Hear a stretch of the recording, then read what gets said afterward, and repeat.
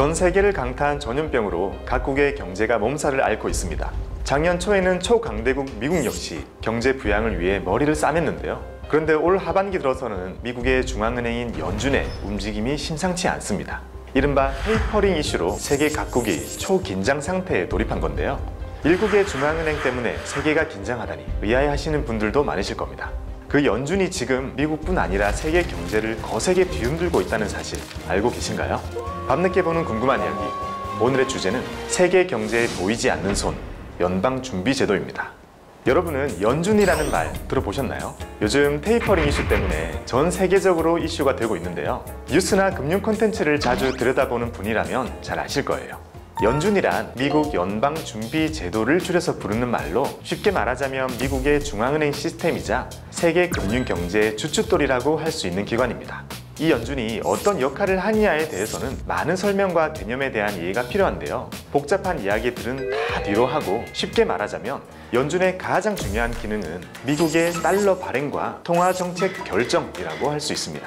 화폐 발행과 통화정책 결정이야 각 국가의 중앙은행도 하는 일들 아니냐, 다른 나라 중앙은행과 뭐가 다른 거냐 하실 것 같은데요. 그를 알기 위해선 연준이 어떻게 구성되어 있는지 또 어떤 식으로 경제에 관여하는지를 살펴볼 필요가 있습니다.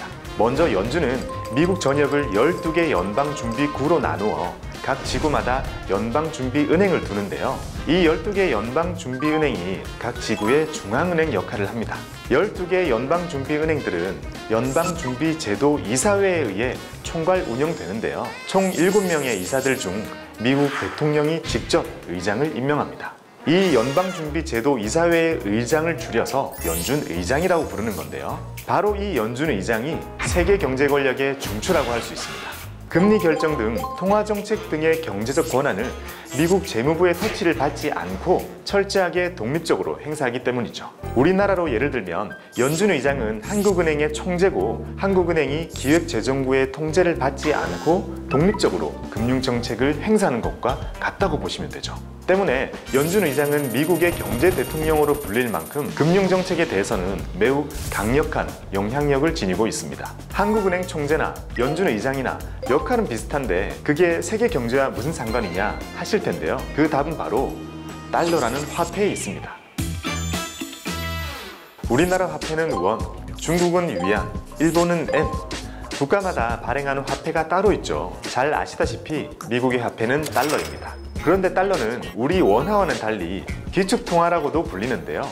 기축통화란 국제 단위의 결제나 금융 거래에 가장 널리 쓰이는 통화를 말합니다. 쉽게 얘기하자면 망할 가능성이 낮고 경제 규모가 크고 강대하며 금융 시스템이 발달한 국가의 통화여야 한다는 겁니다. 이런 요소들을 충족하는 게 바로 미국 달러예요.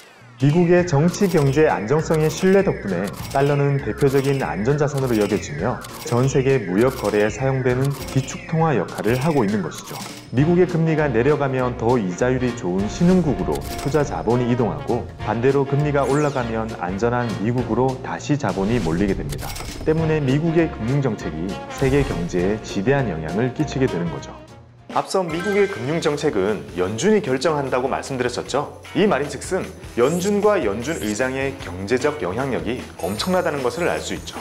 실제로 연준 의장의 말 한마디에 세계 주가가 흔들리기도 하고 연준에서 자주 사용하는 용어 정리까지 등장할 정도로 세계 경제에서 연준의 존재감은 어마어마한 수준이에요. 월스트리트 저널에서는 연준에 감히 맞서지 마라는 말을 격언처럼 사용하며 포브스가 선정한 세계에서 가장 영향력 있는 인물 순위에는 현재 연준 의장인 제롬 파월이 11위에 랭크돼 있죠. 이쯤 되면 연준 의장의 말 한마디가 세계에 어떤 변화를 일으켰는지 살펴봐야겠죠.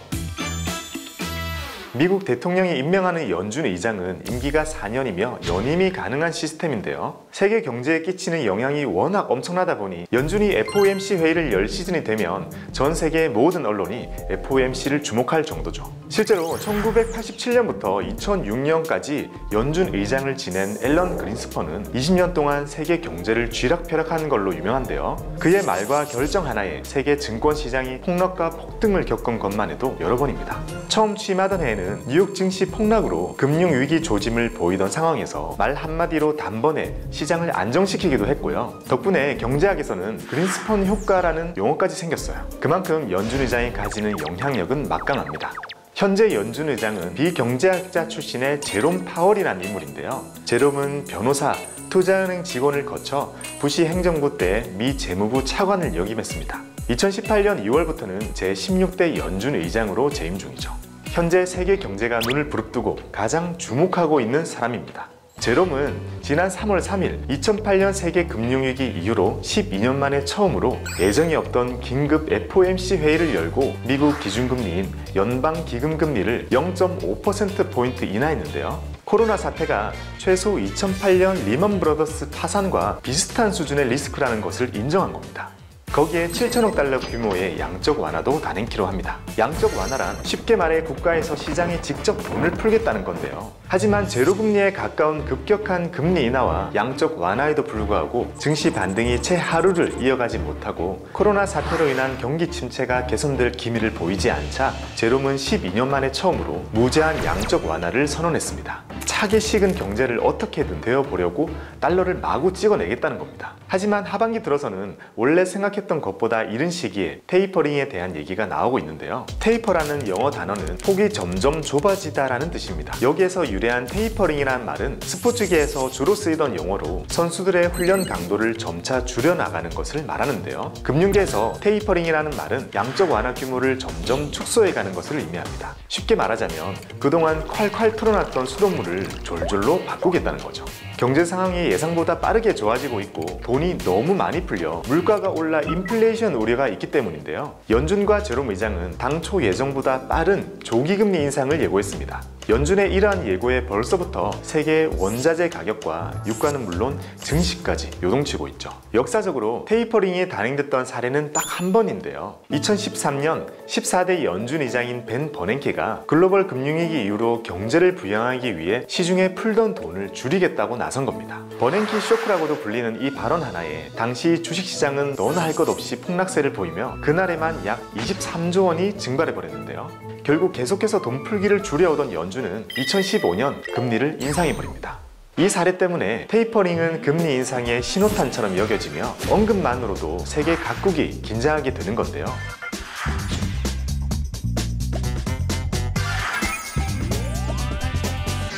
제롬 의장의 이번 결정에 남은 2021년과 내년 세계 경제가 180도 달라질 수도 있기 때문에 각국의 금융계와 언론도 제롬의 입만 바라보면서 바짝 긴장 상태를 유지하고 있는 셈입니다. 이런 상황이다 보니 세계의 경제 대통령이라는 말이 실감이 되죠. 올해 미국 연준과 제롬 파월 연준 의장에서 시작된 금리 인상 예고와 테이퍼링에 대한 이슈로 우리나라 역시 긴장의 끈을 놓지 않는 상황입니다. 정부도 경계감을 늦추지 않고 있고 경제 전문가들 역시 토론을 거듭하며 연준 의장의 다음 결정만을 기다리고 있습니다. 세계 경제의 방향을 틀어진 연준과 그를 쥐고 흔드는 경제 대통령 연준 의장.